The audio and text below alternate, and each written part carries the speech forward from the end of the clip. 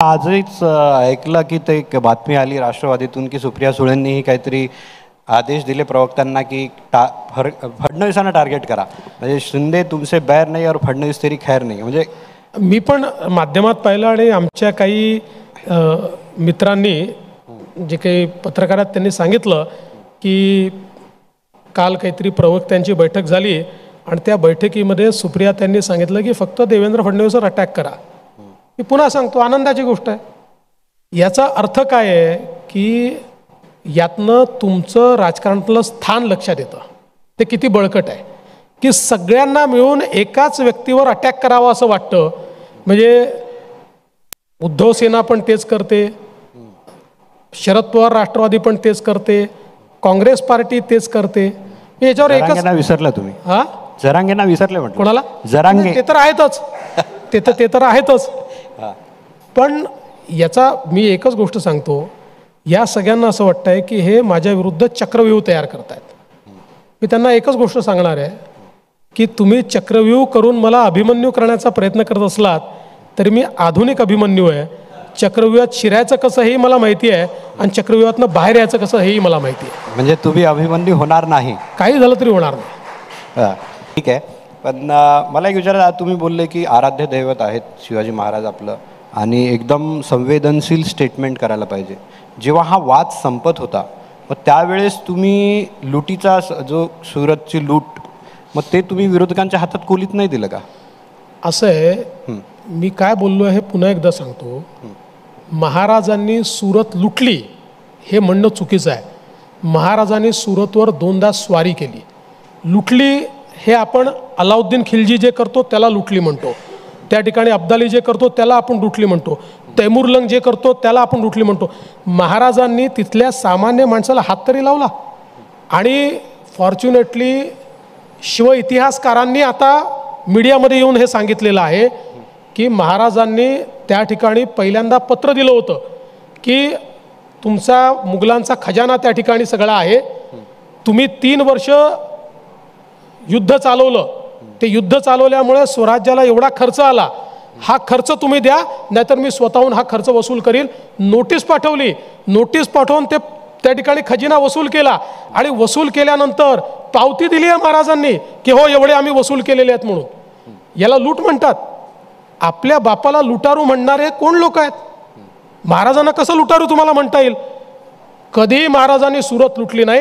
स्वराज्याच्या खजान्याकरता केलेली ती स्वारी आहे. इतके वर्ष तुम्ही आम्हाला महाराजांनी लूट केली, हे तेच आहेत, तेच लोक आहेत हे ज्यांनी वर्षानुवर्ष सांगितलं 1857ची लढाई स्वातंत्र्याची लढाई नव्हती, हे शिपायांचं बंड होतं. कशाचं शिपायांचं बंड होतं? ती स्वातंत्र्याची लढाई होती आणि महाराजांची स्वराज्याकरता स्वारी होती. महाराजांना लुटारू म्हणणं चुकीचं आहे. पवार बोलतात की तुम्ही, पवार असं बोलले की तुम्ही चुकीचा इतिहास सांगता. पवारांनी तुमच्यावर आरोप लावला ना एवढ्यात की तुम्ही इतिहास सांगता. पवार साहेबांना मान्य आहे का महाराजांना लुटारू म्हणणं? पवार साहेबांना महाराजांना लुटारू म्हणणं मान्य आहे का?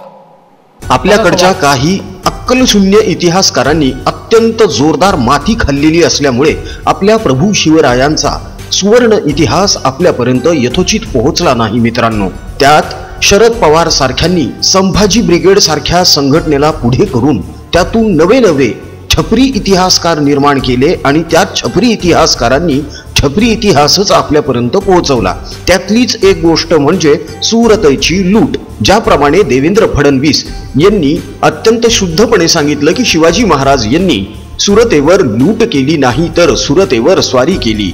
मुघलांनी, औरंगजेबाने आपलं स्वराज्याचं जे धन चोरलं, जे धन लुबाडलं, जी लूट आपल्याकडे त्यांनी केली होती तीच शिवरायांनी परत आणलेली आहे. यासोबतच शिवरायांनी त्यांना या अगोदर मुघलांना पत्र देखील पाठवलं की तुम्ही आमच्या स्वराज्यामध्ये जो हैदोस घातला, जी नासधूस केली, जे युद्ध केलेलं आहे, ज्या लढाया केलेल्या आहेत, त्यामुळे स्वराज्यावर अतिरिक्त भार पडलेला आहे. तेव्हा हा सगळा खर्च तुम्हाला देणं कंपल्सरी आहे आणि जर तुम्ही तो भार उचलला नाहीत, आमचं धन आम्हाला परत केलं नाही तर आम्हाला जबरदस्तीने वसुली करावी लागणार आणि आम्ही तुमच्या मुलखावर स्वारी करू. त्यानुसार प्रभू शिवरायांनी सुरतेवर स्वारी केली आणि मुघलांनी आपलाच लुटलेला खजिना शिवप्रभू आपल्या स्वराज्यामध्ये परत घेऊन आले.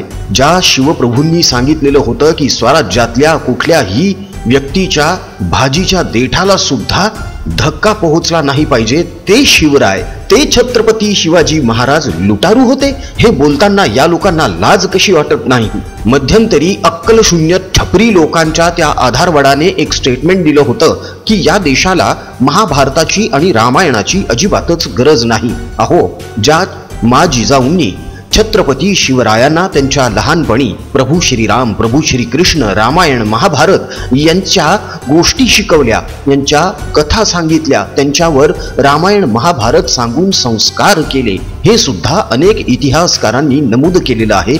हे सुद्धा आता हे आधारवडासारखे लोक नाकारणार आहेत का? आणि हे स्वतःला जाणता राजा म्हणवून घेणारे स्वतःच्या मर्जीनुसार इतिहासकारांकडून इतिहास लिहून घेतात आणि तो आपल्यासारख्यांवर लादतात आणि आपण लोक थोडाही इतिहासाचं संशोधन न करता या मूर्खांनी पसरवलेल्या इतिहासावर विश्वास ठेवायला लागतो आणि नंतर हीच प्रथा, हीच परंपरा आहे असं समाजामध्ये रूढ होतं. मात्र हे आता व्हायला नको मित्रांनो. देवेंद्र फडणवीस यांनी हा मुद्दा अत्यंत सुयोग्य पद्धतीने मांडलेला आहे. देवेंद्र फडणवीस यांनी या मुलाखतीमध्ये पत्रकाराच्या अशाच काही खुलचट प्रश्नांच्या अक्षरशः चिंधड्या उडवलेल्या आहेत. देवेंद्र फडणवीस यांनी जेव्हा सुरतेची स्वारी यावर विधान केलं त्यानंतर लगेच हा मूर्ख पत्रकार देवेंद्र फडणवीस यांना प्रश्न विचारतो की मग आपण जी दसऱ्याला लूट करतो ते काय? अरे मूर्ख माणसा, दसऱ्याची लूट आणि स्वराज्याची स्वारी याची तुलना तरी कशी काय होऊ शकते?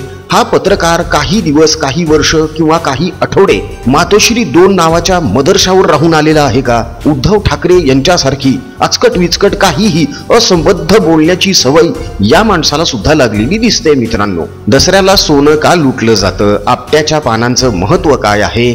त्यामागची पौराणिक कथा काय आहे? धर्म काय सांगतो? शास्त्र काय सांगतं? आणि विज्ञान काय सांगतं? हे या पत्रकाराला खरंच माहीत नसणार. हे आपल्या महाराष्ट्राचं दुर्दैव आहे की आपल्या लोकांना आपल्याच धर्म आणि शास्त्राची माहिती नसते आणि त्यावर आपण काहीही अडाणचोटपणे बोलायला सुरुवात करतो. मात्र हे इथून पुढे बंद व्हायला पाहिजे. यासाठीच प्रपंच परिवाराने हिंदू प्रपंच हे नवकोर यूट्यूब चॅनल चालू केलेलं आहे आणि त्यावर नुकताच आपट्याची पानं आणि दसऱ्याची सोन्याची लूट या मागची पौराणिक कथा काय आहे, धर्म काय सांगतो, शास्त्र काय सांगते आणि या मागचा वैज्ञानिक दृष्टिकोन काय आहे याचा सखोल माहितीचा सुंदर असा एक व्हिडिओ सादर केलेला आहे. डिस्क्रिप्शन बॉक्समध्ये त्या व्हिडिओची लिंक दिलेली आहे. लिंकला क्लिक करा, व्हिडिओ नक्की बघा, लाईक करा आणि आपल्या मित्रपरिचितांमध्ये जास्तीत जास्त प्रमाणावर शेअर सुद्धा करा. म्हणजे या पत्रकारासारखे मूर्खासारखे प्रश्न इतरांना पडणार नाही. तेव्हा हिंदू प्रपंचच्या या उपक्रमामध्ये जास्तीत जास्त प्रमाणावर सहभागी व्हा मित्रांनो. अजून जर महाप्रपंच या यूट्यूब चॅनलला सबस्क्राईब केलं नसेल तर लगेच सबस्क्राईब करा. सोबतच बेल आयकॉन सुद्धा प्रेस करा म्हणजे राजकीय विश्लेषणाचे आमचे नवनवे व्हिडिओज सगळ्यात अगोदर तुमच्यापर्यंत पोहोचतील. आता बघूया या पत्रकाराच्या प्रत्येक प्रश्नाच्या देवेंद्र फडणवीस यांनी कशा चिंधड्या केल्या. आपल्या बरोबर आहेत महाराष्ट्राचे उपमुख्यमंत्री देवेंद्र फडणवीस. नमस्कार. फडणवीस साहेब, तुमचं स्वागत आहे. आणि फडणवीस साहेब, दरवेळेस तुम्ही आमच्या कॉन्क्लेव्हमध्ये येता त्यावेळेस काहीतरी गौप्यस्फोट नक्कीच करता आणि ज्यामुळे महाराष्ट्र हादरतो असं आम्ही बऱ्याच वेळा बघितलं आहे. आजही आम्ही थोडीशी तुमच्याकडून अपेक्षा करतो, कारण शेवटी एक पत्रकार एका बातमीचीच अपेक्षा करतो. तर सध्या तुम्ही खूप लोकप्रिय आहात आणि विशेष करून जे विरोधक आहेत त्यांच्यामध्ये तुम्ही खूप लोकप्रिय आहात. तुमचं रोज ते नवीन नवीन नामकरण करत राहतात. मी त्याच्यावर नंतर येईल, कारण सुरुवातीला ते नको. पण तुमच्या लोकांनीही तुमचं एक नामकरण केलं आहे आणि विशेष म्हणजे तुमच्या नामकरणाचे पोस्टर हे बारामतीत लागलेत. आम्ही बघितलं की ते नामकरण आहे की बहिणींचे लाडके देवाभाऊ. नाही, मला अनेक वर्ष झाले लोक देवाभाऊ म्हणतात. हा, हे बघा, हे पोस्टर येते. जेव्हापासनं लाडकी बहीण योजना सुरू झाली तेव्हापासनं जास्त प्रकर्षाने देवाभाऊ हे नाव पुढे आलं आणि मला आवडतं ते नाव. त्याच्यामुळे म्हणजे मला कोणी देवेंद्र भाऊ म्हणतं, कोणी देवेंद्र भाऊ म्हणतं, कोणी देवाभाऊ म्हणतं, पण देवाभाऊ नाव हे जास्त जवळचं वाटतं. नाही, पण असं वाटतं की आता हे पोस्टर जर आम्ही बघितले तर हे तर बारामतीलाही लागायला लागले. म्हणजे लोकांना असं वाटतं की ही श्रेयवादाची लढाई तर नाही ना. श्रेयवादाची लढाई नाही, कारण बघा, लाडकी बहीण योजना ही तिन्ही पक्षाच्या सरकारने आणली. माननीय मुख्यमंत्र्यांनी त्याच्यात पुढाकार घेतला. कुठल्याही सरकारमध्ये कुठली योजना आली तरी मुख्यमंत्र्यांना श्रेय त्याचं असतं आणि तिन्ही पक्ष आपापल्या प्रमाणे त्याचा प्रचार करतायत. पण लाडक्या बहीण योजनेचं खरं श्रेय जर कोणाला असेल तर आमच्या बहिणींना आहे.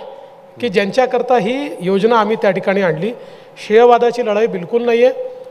या ठिकाणी या योजनेचा जास्तीत जास्त प्रचार व्हावा या दृष्टीनं तिन्ही पक्ष प्रयत्न करतात. नाही, पण आम्ही काल ऐकलं की काल तुम्हाला मध्यस्थी करावी लागली श्रेयवादावर मंत्रिमंडळाच्या बैठकीत, कारण दादांनी जी काय सन्मान यात्रा काढली, जे पिंक कॅम्पेन केलं, ते पूर्णपणे लाडक्या बहिणीवरच होतं त्यांचं. त्यामुळे त्यांनी कुठेतरी आघाडी घेतली. त्यात असं झालं काय, कारण की आता त्यांची जी जाहिरात आली होती त्यात सरळ सरळ असं होतं की दादांचा वादा, म्हणजे दादा पैसे देत आहेत अशी सरळ जाहिरात आली ती. त्यामुळे शिंदे गट नाराज झाला आणि मंत्रिमंडळात आम्ही ऐकलं की फक्त राडा व्हायचा बाकी होता. नाही, मंत्रिमंडळात कुठलाही राडाबिडा झालेला नाही. मंत्रिमंडळामध्ये निश्चित ज्यावेळेस चर्चा चालली की याचं ब्रँडिंग कसं करायचं, याची ॲडव्हर्टिजमेंट्स कशा करायच्या, त्यावेळेस चर्चेमध्ये हा विषय आला की वेगवेगळे पक्ष वेगवेगळ्या पद्धतीनं करतायत. तर बाबा आपलं कॉमन ब्रँडिंग झालं पाहिजे. म्हणजे जरी पक्षाने, शेवटी पक्ष आहेत, पक्ष आपल्या ॲडव्हर्टिजमेंट करतात, आपले होर्डिंग लावतात, तर ते लावत असताना तिघांच्याही होर्डिंगमधनं सारखा संदेश गेला पाहिजे, याच्यावर चर्चा झाली. बाकी यापेक्षा जास्त चर्चा काही नाही आहे. असं वाटतं की तिन्ही पक्ष, म्हणजे तुमचाही पक्ष असो, शिंदेंचाही पक्ष असो की दादांनी तर खूप आघाडी घेतली त्या श्रेय घेण्यात, तर असं वाटतं की लाडकी बहिणी नेमकी आहे कोणाची? लाडकी बहीण, मुख्यमंत्री लाडकी बहीण योजना आहे. मुख्यमंत्री सरकारचे प्रमुख असतात, त्या सरकारचे आम्ही सगळे घटक आहोत, त्यामुळे आमच्या सगळ्यांची लाडकी बहीण आहे. मोठा भाऊ कोण आहे लाडक्या बहिणीचा? 3 भाऊ झाले ना? नाही, बहिणींना कोण मोठा आणि कोण लहान आहे याच्याशी घेणं देणं नाही आहे. बहिणींना या गोष्टीचा आनंद आहे की आपल्या भावांनी आपल्याला लक्षात ठेवलं आणि किमान राखी असेल किंवा भाऊबीज असेल, काही ना काही ओवाळणी स्वरूपात भावांनी आपल्याला दिलं, याच्यावर आमच्या बहिणी खुश आहेत. त्यांना कोण लहान आहे आणि कोण मोठा आहे याच्याशी घेणं देणं नाही आहे. 1,500ची ओवाळणी देणारा मोठा भाऊ कोण आहे? एकंदरीत जर सगळं बघितलं आपण की असं वाटतं की सगळं प्रशासन फक्त लाडक्या बहिणीसाठीच काम करतं. म्हणजे मोठमोठे कार्यक्रम होत आहेत, मुख्यमंत्र्यांचे आहेत, तुम्ही त्यात असतात, त्यानंतर दादाही असतात, मोठ्या प्रमाणात नोंदणी चालू आहे याची. तर असं वाटतं की सरकारची सगळी भिस्त जी आहे सध्या विधानसभेची, ती फक्त लाडक्या बहिणी या योजनेवर आहे. नाही, असं आहे की वेगवेगळ्या योजना चाललेल्या आहेत.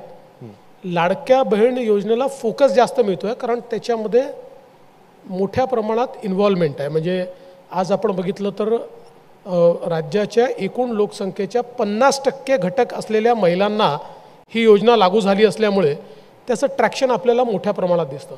पण याच्या व्यतिरिक्त अनेक योजना आम्ही सुरू केल्या आहेत. मुलींकरता मोफत शिक्षणाची योजना आम्ही सुरू केली आहे. आम्ही कार्यप्रशिक्षण योजना जी सुरू केली, आत्तापर्यंत त्या योजनेत जवळपास 1.5 लाख लोकांना नोकऱ्या आम्ही दिलेल्या आहेत कार्यप्रशिक्षणाच्या, आणि 10 लाखापर्यंत त्या योजनेमध्ये चालू आहे. याच्या व्यतिरिक्त आपल्याला कल्पना आहे की शेतकऱ्यांकरता 1 रुपयात पीक विम्याची योजना आणली. जवळजवळ 15,000 कोटी रुपये शेतकऱ्यांना मदतीपोटी आम्ही दिलेले आहेत. आणि आत्ता मागच्या खरीपाच्या हंगामामध्ये कापूस आणि सोयाबीन या दोन्हीचे दर कमी असल्यामुळे त्याला आम्ही जी भावांतर योजना होती त्याचे पैसे आता शेतकऱ्यांना 5,000 रुपये हेक्टरी देणं आम्ही कापूस आणि सोयाबीनच्या शेतकऱ्यांना त्या ठिकाणी सुरू केलं आहे. दुधाचा जो शेतकरी आहे त्याला आम्ही 5 रुपये आणि भुकटीकरता 2 रुपये असे 7 रुपये आम्ही त्या ठिकाणी लिटर मागे अनुदान देतो आहोत. त्यामुळे सगळ्या घटकांकरता आमचं काम चाललं आहे. आणि एका गोष्टीचा मला उल्लेख केला पाहिजे, कारण आपली सस्टेनेबिलिटी कॉन्क्लेव्ह देखील आहे. तर एक खूप महत्त्वाचं काम आमच्या सरकारने केलं, शेतकऱ्याला दिवसा वीज देता आली पाहिजे म्हणून आपण मुख्यमंत्री सौर कृषी वाहिनी योजना सुरू केली. आणि हा देशातला रेकॉर्ड आहे जो केंद्र सरकारने ॲक्नॉलेज केला. केवळ 1.5 वर्षामध्ये 12,000 मेगावॅटचं आम्ही काम सुरू केलं, जे 18 महिन्यात आम्ही पूर्ण करू. उरलेल्या एक शेतकऱ्यांना 16,000 मेगावॅट वीज लागते. उरलेल्या 4,000 मेगावॅटचे टेंडर्स आत्ता आमचे झाले आहेत, त्याचंही आम्ही या महिन्यात क्लोज करू. पूर्ण 16,000 मेगावॅट स्वतंत्र शेतकऱ्यांची कंपनी काढून त्यांना सोलरच्या माध्यमातून देणारं महाराष्ट्र पहिलं राज्य असेल. 2 वर्षात हे काम आम्ही पूर्ण करतोय, कारण ते जर 18 महिन्यात त्यांनी पूर्ण केलं नाही तर 30% सबसिडी त्यांना मिळत नाही. आता त्यातल्या 4-5 तर योजना पूर्ण पण झाल्या. आणि सगळ्यात महत्त्वाचं काय तर याचे 2 फायदे. सस्टेनेबिलिटीच्या दृष्टीनं ही पूर्ण ग्रीन एनर्जी आहे. आणि आत्तापर्यंत शेतकऱ्यांना अर्धे दिवस रात्री अर्धे दिवस सकाळी वीज द्यायचो, 12ही महिने सकाळी वीज देऊ. आपली जी वीज आपण शेतकऱ्याला देतो 8 रुपयांनी आपल्याला ते वीज पडते, शेतकऱ्याकडनं आपण 1 रुपया 25 पैसे घेतो. आता तर आपण तेही शेतकऱ्यांचे माफ करून टाकले. आता ही वीज 3 रुपयांनी आपल्याला पडेल, म्हणजे युनिट मागे 5 रुपये आपण वाचवणार आहोत, म्हणजे राज्याचे पैसे देखील या ठिकाणी वाचणार आहेत. त्यामुळे ही जी कामं 1.5-2 वर्षात आम्ही केलेली आहेत, किंवा आपण बघा विशेषतः इरिगेशनचं जे सेक्टर आहे याच्यात तर पाथ ब्रेकिंग काम झालेलं आहे. म्हणजे वैनगंगा नळगंगा योजना जिला आम्ही मान्यता दिली आणि आता त्याचं सगळं टेंडर आमचं फर्स्ट फेजचं निघालं आहे. याच्यामध्ये आपण जवळपास 67 TMC पाणी हे विदर्भामध्ये आणतो आहे. 10 लाख एकर जमीन विदर्भातली ही वाहून जाणारं पाणी आणल्यामुळे नदीजोड योजनेतनं ओलिताखाली येणार आहे. आणि हे सगळे जिल्हे कुठले आहेत? 100% ज्या ठिकाणी दुष्काळ आहे. यासोबत कालच मराठवाड्यामध्ये जे काही पश्चिमी वाहिन्यांचं पाणी समुद्रात वाहून जातं ते पाणी मराठवाड्यामध्ये 55 TMC गोदावरीच्या तुटीच्या खोऱ्यात आणून गोदावरीच्या खोऱ्यामधनं पाणी हे सगळीकडे नेण्याच्या संदर्भातल्या योजनेला आम्ही मान्यता दिली. त्यासोबत गिरणा खोऱ्यामध्ये नारपारचं 10 TMC पाणी त्याला आम्ही काम सुरू करतो आहे त्याचं. म्हणजे मी तर असं म्हणतो की जे मी गेले 10 वर्ष बोलत होतो या पिढीने दुष्काळ पाहिला, पुढच्या पिढीला पाहू देणार नाही, आज ती परिस्थिती आम्ही आणली. आणि एवढंच नाही तर दुसरीकडे सांगली आणि कोल्हापूर या ठिकाणी जो सातत्याने पूर येतो, पुराचं पाणी डायव्हर्जन कॅनलनी त्या ठिकाणी दुष्काळी भागात नेण्याच्या योजनेलाही मान्यता मिळाली आणि वर्ल्ड बँकेने 4000 कोटी रुपये देखील त्याला दिले. त्यामुळे लाडकी बहीण योजना ही तर आमची आहेच, ही सोशल सेक्टरची योजना आहे, पण शाश्वत विकासाच्या योजना देखील इतक्या मोठ्या प्रमाणात आम्ही गेल्या त्याला लाडका शेतकरी नाव द्यायला पाहिजे होतं ना. लोक बोलतात ना बहीणच लाडकी, काय शेतकरी नाही का? शेतकरी पण लाडका आहे आणि शेतकरी माणूस थोडी असतो, बायका पण असतात, त्या लाडक्या बहिणी आहेत ना आमच्या. नाही, विरोधक बोलतात की मतांची कडकी म्हणून बहीण लाडकी. काय विरोधकांनी म्हटलं की मतांची कडकी म्हणून बहीण लाडकी. असं आहे, विरोधकांच्या पायाखालची जमीन आता सरकलेली आहे. लाडक्या बहिणीला मिळत असलेला प्रतिसाद पाहून त्यांना त्याची उत्तरं सुचत नाही. पहिल्यांदा त्यांनी आमचा उपहास केला, 10% लोकांना देता येणार नाही, 1.5 कोटी महिलांना आत्ता गेल्यात, अजून 1 कोटी महिलांना आम्ही देतोय. मग त्यांनी सांगितलं की योजनेकरता पैसे नाहीत. आम्ही बजेटमध्ये दाखवलं की योजनेकरता पैसे कसे ठेवलेले आहेत पूर्णपणे, आणि बाकी सगळं म्हणजे कुठेही बाबा डेफिसिट मोठं करून वगैरे नाही, आम्ही कसे पैसे ठेवले आहेत हे दाखवलं. आता शेवटी हे लोक कोर्टामध्ये गेले आहेत. आपण बघा, पहिल्यांदा मुंबईच्या कोर्टात गेले, त्या ठिकाणी हरले, आता नागपूरला पुन्हा हायकोर्टमध्ये गेलेत. आणि हायकोर्टमध्ये गेलेले कोण आहेत? श्री अनिल वडपल्लीवार जे आमच्या नागपूरचेच आहेत. हे कोण आहेत? तर आपण जर नाना पटोले निवडणूक लढले नागपूरमधनं, त्यांचे निवडणूक प्रमुख किंवा इलेक्शन एजंट अनिल वडपल्लीवार, सुनील केदारांचे निवडणूक प्रमुख इलेक्शन एजंट अनिल वडपल्लीवार. याच्या आधी काँग्रेस जितके वेळा नागपुरातनं इलेक्शन लढली त्यातल्या मॅक्सिमम वेळी काँग्रेसचे इलेक्शन एजंट असतात अनिल वडपल्लीवार. आणि हे कोर्टामध्ये गेले आहेत. आणि केवळ हीच योजना नाही, त्यांचं तर म्हणणं आहे की मुलींच्या शिक्षणाची योजनाही बंद करा, पिंक रिक्षाची योजना बंद करा, शेतकऱ्यांच्या अनुदानाची योजना बंद करा. म्हणजे आता निवडणुकीमध्ये पायाखालची वाळू सरकल्यानंतर कोर्टाचा आधार घेऊन या ठिकाणी ज्या महिलांकरता लाडक्या बहिणींकरता योजना चाललेल्या आहेत त्या बंद करण्याचा यांचा प्रयत्न आहे. पण आम्ही देखील सांगितलं आहे की आम्ही चांगल्यात चांगले वकील उभं करू. आणि शेवटी हा सरकारचा पॉलिसी डिसिजन आहे. नॉर्मली पॉलिसी डिसिजनमध्ये कोर्ट इंटरफिअर करत नाही, आम्ही कोर्टाला ते दाखवून देऊ. पण माझा सांगण्याचा उद्देश आहे, यांचे खायचे दात काय आणि दाखवायचे दात काय हे यातनं दिसत आहे. नाही, पटोले साहेब बोलले ना की काँग्रेसचा काही संबंध नाही वडपल्लीवारांशी. हा, म्हणून मी तर नाना पटोलेंचेच इलेक्शन एजंट आहेत ते, आणि विकास ठाकरेंचेही आहेत, आणि सुनील केदारांचेही आहेत, त्याच्या आधी मुत्तेमवारांचेही आहेत. त्याच्या ते तुमचं म्हणणं आहे की पटोले खोटं बोलतात? स्पष्टच म्हणे. आता पटोलेंनी म्हटल्यानंतर तर ते जे सन्मान्य अनिल वडपल्लीवार आहे यांनी तुमच्या का कुठल्या तरी चॅनलच्या इंटरव्ह्यूतच सांगितलं मी काँग्रेसचा कार्यकर्ता आहे. काँग्रेसच्या विचारसरणीचा आहे बोलले. काँग्रेसचा कार्यकर्ताच आहे. विचारसरणीचा म्हणजे इलेक्शन एजंट कोणाला बनवता तुम्ही? इलेक्शन एजंट हा सगळ्यात महत्वाचा माणूस असतो. तो तुमचा जर खासदारकीचा सगळ्यांचा इलेक्शन एजंट आहे तर कोण आहे तो? तर दुसरं म्हणजे आता तुम्ही बोलायला तयार नव्हते की ही योजना म्हणजे भाऊ कोण, मुख्यमंत्री लाडकी योजना कुणाची. पण माझं एक याच्यात सगळ्या देशाला एक गोष्ट माहीत आहे की ही मूळ योजना होती मध्य प्रदेशातली, जी शिवराज सिंग चौहान यांनी सुरू केली होती, लाडली बहना. ती मागच्या वर्षी 5 मार्च 2023ला सुरू झाली होती. तिथे 1000 रुपये होते, 1250 केले त्यांनी. त्यानंतर मला एक प्रश्न विचारायचा, आता तुम्ही एवढं टाळता येतं की महाराष्ट्रात ही योजना, खरं तर ही BJPची मध्य प्रदेशातली योजना आहे, ती महाराष्ट्रात राबवावी ही मूळ संकल्पना कोणाची? तर याचं तुम्ही पॉलिटिकली उत्तर न देता खरं नाही, मी सांगतो की शिवराजजींनी आमच्याशी चर्चा केली, त्यांनी पण आम्हाला ही आयडिया दिली आणि माननीय मुख्यमंत्र्यांच्या नेतृत्वात आमची तिघांची बैठक झाली. त्या बैठकीमध्ये मुख्यमंत्र्यांनी सांगितलं की शिवराजजींसारखी योजना आपण देखील या ठिकाणी तयार करूया. त्यांनी आपल्याला सगळे डिटेल दिले आहेत. आमची त्याला मान्यताच होती, त्यामुळे त्या बैठकीत आम्ही हा निर्णय केला. तुम्ही एक गोष्ट नेहमी लक्षात ठेवा, बघा, श्रेयवादाची लढाई नाही. कुठलंही सरकार असतं, जे काही सरकार असतं, त्या सरकारचे प्रमुख हे मुख्यमंत्रीच असतात. त्या सरकारचा कुठलाही निर्णय, माझ्याही खात्याचे निर्णय मी जरी घेतले तरी देखील त्या निर्णयांचं श्रेय हे मुख्यमंत्र्याचंच असतं. त्यांचं श्रेय कोणी हिरावून घेऊ शकत नाही. कारण मी उपमुख्यमंत्री आहे, पण उपमुख्यमंत्री असलो तरी I derive power from my chief minister. माझ्या मुख्यमंत्र्यांनी मला अधिकार दिलेत म्हणून मी उपमुख्यमंत्री आहे. म्हणजे आपल्याला कल्पना आहे की ज्या दिवशी मुख्यमंत्री राजीनामा देतात एकही मंत्री राहत नाही, सगळे मंत्री तिथनं पॉवर डिराईव्ह करतात. त्यामुळे याच्यामध्ये कुठलाही मला असं वाटतं वाद करण्याचं कारण नाही. सरकारच्या योजनेचं श्रेय मुख्यमंत्र्यांचं असतं आणि या योजनेचं श्रेय मी तर असं म्हणेन सगळ्यात जास्त लाडक्या बहिणींचं आहे. म्हणजे याचा अर्थ असाही होतो की जी जाहिरात आहे ती बंद होईल का मग आता? नाही, बंद करण्याचं कारण नाही. तुम्ही मध्यस्थी केली आहे त्यात, आम्ही असं ऐकलं. माझं मत आहे बंद करण्याचं कारण नाही आहे. शेवटी तिन्ही वेगवेगळे पक्ष आहेत.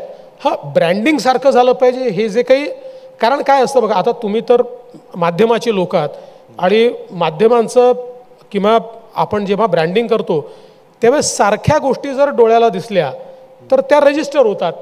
तेच जर मिक्स सिग्नल गेले, वेगवेगळ्या गोष्टी गेल्या तर त्या कमी रजिस्टर होतात. एवढंच एक तुमचं तत्व हे आम्ही स्वीकारायचा प्रयत्न करतो. मोठे भाऊ म्हणून तुम्ही दादांना वाचवता इथे.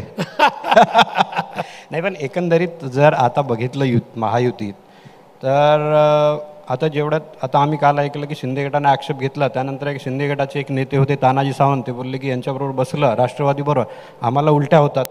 तुमचे एक नेते होते ते बोलले असंघाशी संघ झाला. एक तुमचेच लातूरचे नेते ते बोलले वाटोळं झालं. तर असं वाटतं की महायुतीत दादा नकोशे झालेत. पहिली गोष्ट तर अशा प्रकारचे जे स्टेटमेंट्स आहेत हे अतिशय चुकीचे स्टेटमेंट आहेत आणि एक प्रकारे असे स्टेटमेंट करून आपल्या पक्षालाही आपण खड्ड्यात घालतो आणि महायुतीलाही आपण कमजोर करतो. त्यामुळे आम्ही आता निर्णय घेतलेला आहे, आम्ही लवकरच 3 पक्षाचे 3 अधिकृत त्या ठिकाणी स्पोक्सपर्सन घोषित करतो. ते बोलतील तेच अधिकृत असणार आहे, या व्यतिरिक्त काही अधिकृत असणार नाही. बघा, आपापल्या ठिकाणी मतदारसंघांमध्ये स्पर्धा असते. आता उदाहरणादाखल काही मतदारसंघ असे आहेत की जे मागच्या वेळेस आम्ही कमी मतांनी हारलो, राष्ट्रवादी आली, तिथल्या आपल्या कार्यकर्त्यांना वाटतं की अरे ही जागा तर मिळाली पाहिजे, आम्ही 500 मतांनी हारलो आहे, त्याच्या आधी 2दा आम्ही जिंकलो आहे. त्यांना वाटणं साहजिक आहे, राष्ट्रवादीवाल्यांना वाटत असेल, सेनेच्याही लोकांना वाटत असेल, हे साहजिक आहे. त्यातनं काही स्टेटमेंट होतात, पण हे स्टेटमेंट करणं चुकीचं आहे आणि अशा प्रकारचे स्टेटमेंट करून महायुतीला त्या ठिकाणी आपण कुठेतरी कमी करतोय हे आमच्या तिन्ही पक्षाच्या कार्यकर्त्यांनी लक्षात घेतलं पाहिजे. त्यातून असं होतं ना की लोकांना असं वाटतं की पक्षच या नेत्यांना सांगतो आणि कुठेतरी दादांची एक्झिटची तयारी चालू आहे खालून, नंतर मग की स्वतःच दादांनी चाललं जावं महायुतीतून, असं काही आहे? नाही, असं कुठलंही एक्झिट नाही. या निवडणुकीमध्ये आमचे 3 पक्ष आणि आमच्यासोबत जे आमचे छोटे मित्र आहेत, म्हणजे संख्येने छोटे असलेले, असे सगळे आम्ही एकत्रित राहणार आहोत. महायुती जी लोकसभेमध्ये होती तीच महायुती विधानसभेला सामोरं जाईल. पण कार्यकर्त्यांना जर खाली ग्राउंड लेवलला नको असलेली युती ही कितपत टिकेल? असं नाही. बघा, आता आमची आणि शिवसेनेची युती नॅचरल अलायन्स इतके वर्ष राहिलं, तरीही मतदारसंघामध्ये जिथे शिवसेना लढते तिथे आमच्या लोकांना वाटायचं की ही युती आहे तर आपल्याला चान्स मिळणार नाही, त्यांच्या लोकांना वाटायचं युती आहे तर आपल्याला चान्स मिळणार नाही. शेवटी ॲस्पिरेशन्स असतातच, पण राजकारणामध्ये एक वास्तविकता असते आणि वास्तविकता काय आहे तर तिकडे 3 पक्ष आहेत, त्यांची बेरीज बघितली तर इकडच्या 3 पक्षाची बेरीजच त्यांना हरवू शकते. त्यामुळे ही वास्तविकता समजावी लागते. प्रत्येकाला असं वाटतं की आपला पक्ष मोठा झाला पाहिजे, आपल्याला संधी मिळाली पाहिजे, पण ती प्रत्येकाला काही देता येत नाही. नाही, पण याचा फटका तुम्हालाही बसतो ना. आता समजा तसं जर बघितलं तर आता दादांचे जे सिटिंग MLA आहेत ते जर उभे राहिले, म्हणजे जसं तुमचे हर्षवर्धन पाटील गेले, समरजित घाटगे गेले, तर महायुतीचा फटका म्हणजे ते युतीत असल्याने भाजपलाही फटका बसतोय ना, आणि पुढे आणखी काही जातील.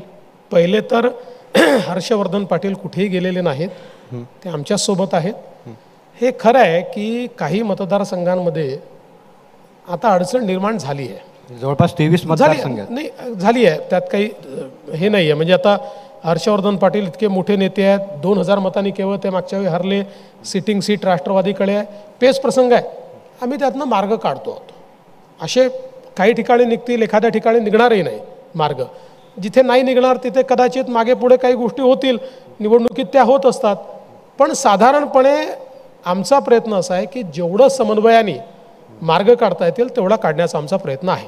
आणि जेव्हा ही युती झाली होती त्यावेळेस तुम्ही कार्यकर्त्यांच्या मेळाव्यात बोलले होते, एक हलाहल पचवावं लागतं शंकराला. त्यानंतर या युतीबद्दल तुमचं वक्तव्य होतं ही राजकीय युती आहे. म्हणजे तुम्ही आहे त्यावर आणखी अजूनही नाही कायम? मी हे ओपनली सांगितलेलं आहे की आमची आणि शिवसेनेची जी युती आहे ही नॅचरल युती आहे. वर्षानुवर्ष एका विचाराने आम्ही काम करतोय अशी युती आहे.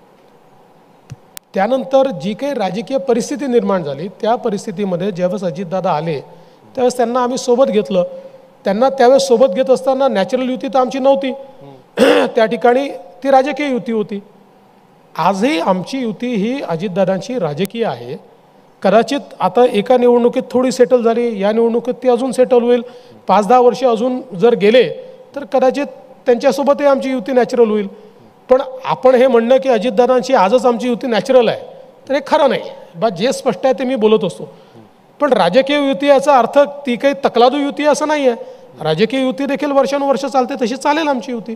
नाही, लोकसभेत जो फटका बसला, आता मतं ट्रान्सफर झाले, यांचे नाही झाले, त्यांचे नाही झाले, हे सगळं त्यात होतं.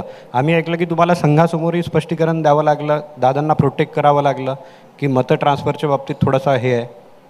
ते संघासमोर करावं लागलं असं नाही आहे. त्याचं विश्लेषण करताना मी ज्यावेळेस अनेक अभ्यासकांशी बोललो, बघा आपण जर लोकसभेचं ॲनालिसिस केलं तर आम्हाला 43.6% आणि त्यांना 43.9%, म्हणजे 0.3% फरक आहे. एकूण मतांमध्ये महाविकास आघाडीला 2,50,00,000, आम्हाला 2,48,00,000, म्हणजे 2 लाख मतांचा फरक आहे. पण त्यांनी सीटमधला फरक हा मोठा झाला. आता त्याचं विश्लेषण करताना मी हे सांगितलं की जेवढ्या नॅचरली भाजपचे सेनेला आणि सेनेचे भाजपला ट्रान्सफर झाले तेवढ्या नॅचरली NCP पहिल्यांदा लढत होती. बरं, ती पार्टी ब्रेक झाल्यानंतर पहिल्यांदा लढत होती, तेव्हा पहिल्यांदा त्यांची मतं सेटल करणं हा विषय होता आणि मग ते ट्रान्सफर करणं विषय होता. तेव्हा जशी आमची 80-90% ट्रान्सफर झाली तशी त्यांची काय 80-90% ट्रान्सफर होऊ शकली नाहीत. पण या निवडणुकीत, कारण आता लोकसभेमध्ये हे बऱ्यापैकी सेटल झालं आहे, त्यामुळे आता या निवडणुकीत त्यांची मतं आम्हाला ट्रान्सफर होणार नाही, आमची त्यांना. म्हणजे असं नाही की त्यांची आम्हाला झाली नाही आणि आमची त्यांना, आमची पण पूर्ण नाही होऊ शकली त्यांना, त्यांच्यापेक्षा जास्त झाली. कारण आमची मतं शेवटी एक आम्ही जुना पक्ष आहोत, त्याच्यामुळे आम्ही ब्रेकअवे फॅक्शन नाही आहोत, त्यामुळे आमची मतं आम्ही जास्त देऊ शकलो, त्या मनाने ते देऊ शकले नाहीत. आता मला विधानसभेमध्ये मात्र असं दिसत नाही. विधानसभेत बऱ्यापैकी गोष्टी सेटल झालेल्या आहेत, त्यामुळे ते जास्त मतं आम्हाला ट्रान्सफर करू शकतील असं माझं मत आहे. पण फायदा झाला नाही ना फडणवीस साहेब, या युतीचा फायदा दोघांनाही जास्त झाला नाही. असं कधी वाटतं काय की दादांबरोबर युती करून चूक झाली? म्हणजे राजकारणात चुका होऊ शकतात ना. नाही, चूक झाली असं मी बिलकुल म्हणणार नाही. उलट ती काळाची गरज होती. काळाची गरज असताना जर अपॉर्च्युनिटी आली तर ती कधीच सोडायची नसते. ती सेटल व्हायला कधी कधी वेळ लागतो, ती सेटल होईल, त्याचा फायदाच आम्हाला होईल. कारण आजही बातम्या आल्यात की दादा गुलाबी झाले पण भगवे झाले नाही. म्हणजे तुमच्याबरोबर युतीत येऊनही तो तुमची जी विचारणी सरणी आहे त्याला अजून दादांनी ॲक्सेप्ट नाही केले. आता मला बघा, एक तुम्हाला प्रश्न विचारतो, छोटीशी गोष्ट आहे, म्हणजे हे काही हे उदाहरण आहे म्हणून नाही, पण अजितदादा सगळ्या आमदारांना घेऊन सिद्धिविनायकला गेले. आता दादांना 40 वर्ष राजकारणात तुम्ही बघताय, असं बघितलं का कधी तुम्ही? नाही बघितलं ना. गेले ना सिद्धिविनायकाला.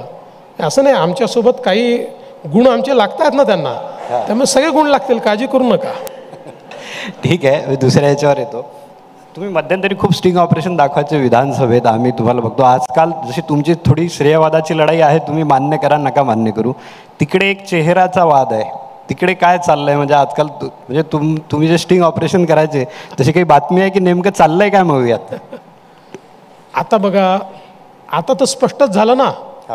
कारण माननीय उद्धवजी 3 दिवस दिल्लीला जाऊन बसले, परंतु त्यांची जी अपेक्षा होती की त्यांचा चेहरा घोषित व्हावा हा त्यावेळी झाला नाही. किंबहुना म्हणजे आमचा तर राष्ट्रीय पक्ष आहे, त्यामुळे आम्ही दिल्लीला जातो, आमच्या दिल्लीला जाण्यावर किती टीका, पण हे 3 दिवस बसले आणि सोनियाजींसोबत त्यांची बैठक झाली. सोनियाजींनी फोटो अलाव नाही केला, बैठकीचा फोटो देखील बाहेर आला नाही, अलाउच नाही केला त्यांनी.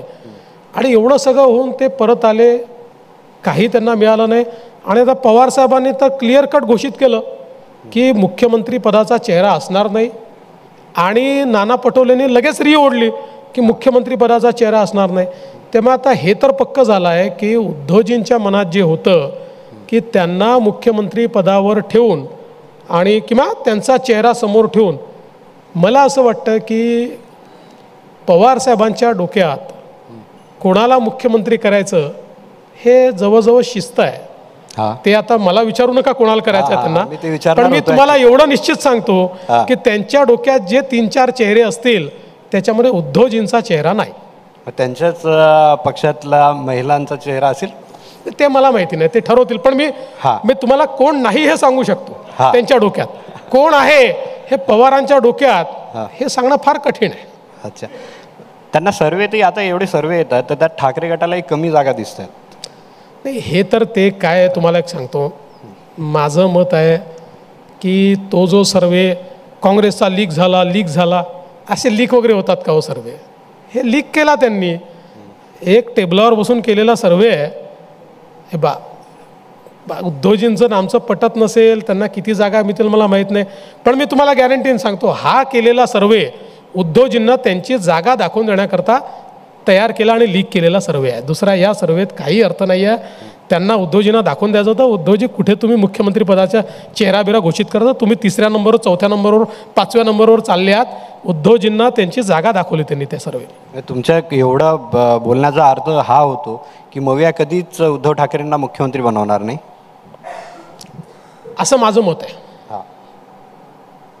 अच्छा, पण एक आम्ही हे बघितलं होतं की आता जे दानवे आहेत तुमचे, रावसाहेब दानवे, ते बोलले की ठाकरे तुमच्यापासून गेल्यामुळे नुकसान झालं, म्हणजे दादांच्या येणार किंवा दादांच्या याच्यानं नुकसान झालं. नुकसान तर तुम्हालाही झालं आहे. हे तर पक्कच आहे की नाही की शेवटी जी शिवसेना होती ठाकरेंची आणि आम्ही एक नॅचरल अलायन्स होतो आणि आमची जी हिंदुत्वाची मतं होती ती एकत्रित राहिल्यामुळे त्याचा फायदा व्हायचा. आता उद्धवजी तिकडे गेल्यामुळे काही ना काही मतं आमची देखील ते घेऊन गेले, म्हणजे या युतीला जी येत होती, तर त्याचं नुकसान तर आम्हाला आहेच. अर्थात ती हळूहळू मतं सगळी वापस यायला लागली, कारण ज्या प्रकारे त्यांनी त्या ठिकाणी लांगुल चालन सुरू केलं, म्हणजे अपीजमेंटचं राजकारण, ज्याला श्रद्धेय बाळासाहेब ठाकरेंनी टोकाचा विरोध केला, ते राजकारण उद्धवजींनी पूर्णपणे स्वीकारलं. सुरुवातीला त्यांच्यासोबत जी मतं गेली होती ती आता हळूहळू परत येत आहेत. पण दानवेंचं म्हणणं काही चुकीचं नाही आहे. शेवटी आमचं एक नॅचरल अलायन्समधला एक पार्टनर गेला तर काही ना काही नुकसान आहेच. म्हणजे त्यांनाही नुकसान झालं, तुम्हालाही नुकसान झालं, हे तुम्ही मान्य? 100%. अच्छा, त्यांच्याकडे जसा चेहऱ्याचा वाद आहे, तुमच्याकडे तर काही चेहऱ्याचा वाद नाही ना? आमच्याकडे चेहऱ्याचा वाद वगैरे काही नाही आहे. शिंदे तुमचा चेहरा. जे राज्याचे प्रमुख असतात, जे मुख्यमंत्री असतात, ते मुख्यमंत्री असताना दुसऱ्या चेहऱ्याचा विषयच नसतो. ते मुख्यमंत्री असताना त्यांच्या नेतृत्वात निवडणूक लढली जाते. आता निवडणुकीनंतर कोण त्या ठिकाणी मुख्यमंत्री होईल वगैरे हे सांगण्याचा अधिकार माझा नाही आहे. हा अधिकार आमच्या जे आमचं पार्लमेंटरी बोर्ड आहे त्या पार्लमेंटरी बोर्डाचा आहे. त्यामुळे त्याचा निर्णय आमचे दोन्ही जे नेते आहेत ते नेते आणि पार्लमेंटरी बोर्ड घेऊन ठरवेल. ते जे ठरवतील ते आम्हाला सगळ्यांना मान्य असेल. पण आज तरी प्रचारात जात असताना सरकार जातं ना समोर निवडणुकीला, सरकारचा नेता कोण असतो? मुख्यमंत्रीच असतो. म्हणजे हे तर स्पष्ट आहे तुमच्या याच्यातून की शिंदे, म्हणजे तुम्ही काही शब्द नाही दिलेला की शिंदे विधानसभेनंतर मुख्यमंत्री होतील. बघा, शब्द वगैरे या गोष्टी आमच्या लेवलवर नसतातच. या पक्षामध्ये शब्द वगैरे या सगळ्या गोष्टी पार्लमेंटरी बोर्डाच्या लेवलवर असतात. पार्लमेंटरी बोर्डांची त्यांची जी काही चर्चा झाली असेल आणि यापुढे देखील जी काही चर्चा होईल त्यानुसार आमचा निर्णय होईल. त्यामुळे मला असं वाटतं की याच्यामध्ये फार काही चर्चा करण्याची आवश्यकता नाही, फार काही रीड करण्याची आवश्यकता नाही आहे. आमचं पार्लमेंटरी बोर्ड शिंदेसाहेब, कारण ते त्यांच्या पक्षाचे राष्ट्रीय अध्यक्ष आहेत, अजितदादा हे त्यांच्या पक्षाचे राष्ट्रीय अध्यक्ष आहेत, असं मिळून निर्णय करतील आणि जो निर्णय होईल आम्हाला सगळ्यांना मान्य असेल. पण तुमच्या याच्यावरून असं वाटतंय की शिंदे मुख्यमंत्रीपदाचा चेहरा नाही आहेत, फक्त निवडणुकीचा चेहरा आहे. ते तुम्ही काही इन्फरन्स लावून माझ्या तोंडी टाकायचा प्रयत्न केला तरी मी थोडी बोलणार आहे. एवढा तर आता राजकारणात हुशार आहे ना मी, हेडलाईन काय द्यायची आणि काय द्यायची नाही एवढं तर मला समजतं. नाही, तुम्ही टाळलं तरी दादा तर काल एका वर्तमानपत्राला मुलाखतीत बोलले की आमचा मुख्यमंत्री ठरलेला नाही आहे, आमचा मुख्यमंत्री पदाचा चेहरा ठरलेला नाही आहे, तो निवडणुकीनंतरच होईल. ते तुमचे एक महायुतीचे पार्टनर बोलले ते ठीक आहे. हां, पण ते जेव्हा ठरवायचं असेल, आज ठरवायचं, उद्या ठरवायचं, कधी ठरवायचं, याचा निर्णय हे दोन्ही नेते आणि आमचं पार्लमेंटरी बोर्ड घे. म्हणजे आता त्याचा अर्थ आम्हीच काढू की अजून काही ठरलं तुम्हाला जो नाही? काढायचा तुम्ही काढा, माझ्या तोंडी टाकू नका एवढंच माझी विनंती आहे. ठीक आहे. एक मी सुरुवातीलाच बोललो होतो की तुमचं नामकरण तुमच्या पक्षाने केलं आहे, तसं विरोधकही आजकाल तुमचं नामकरण करतात. आजकाल तर लिस्ट खूप मोठी होत चालली. म्हणजे त्यांनी औरंगजेब फॅन क्लबचे चेअरमॅन, महाराष्ट्राचे खलनायक, महाराष्ट्रद्रोही, पेशवाईचे उत्तराधिकारी, रोज तुमचं एक नामकरण आहे. हिंदीमध्ये म्हणतात ना, मैं अपने आप को गौरवान्वित महसूस करता हूँ. अशी माझी स्थिती आहे की त्यांना सकाळी उठल्यावरही मी दिसतो, दुपारीही मी दिसतो, रात्री जेवतानाही मी दिसतो, कदाचित झोपेत उठूनही त्यांना मीच दिसत असेल, कारण माझ्याशिवाय त्यांना काही सुचतच नाही. आता दिवस रात्र ते माझ्यावरच बोलतात आणि त्यांनी ठरवलेलंच आहे की देवेंद्र फडणवीसलाच टार्गेट करायचं. पण मी तुम्हाला एक सांगतो, त्यांनी कितीही टार्गेट केलं, कितीही, महाराष्ट्रातल्या जनतेला देवेंद्र फडणवीस काय आहे माहिती आहे. त्यांना असं वाटतं की माझी इमेज डॅमेज करून ते जनतेमध्ये त्या ठिकाणी काही मतं काढू शकतील. हे शक्य होणार नाही. बघा, त्यांनी मला कितीही दूषणं दिली, मला कितीही शिव्या दिल्या, माझ्या नावासमोर लागलेली जी कामं आहेत, जे विजन या महाराष्ट्राला मी दिलेलं आहे, जे ट्रान्सफॉर्मेशन महाराष्ट्राचं मी केलेलं आहे, त्याच्यामध्ये माझ्याशी ते बरोबरीच करू शकत नाहीत. त्यांना जर विचारलं की वर्षानुवर्ष तुम्ही राज्य चालवलं, दाखवा तुम्ही काय केलं, ते उत्तर देऊ शकत नाहीत.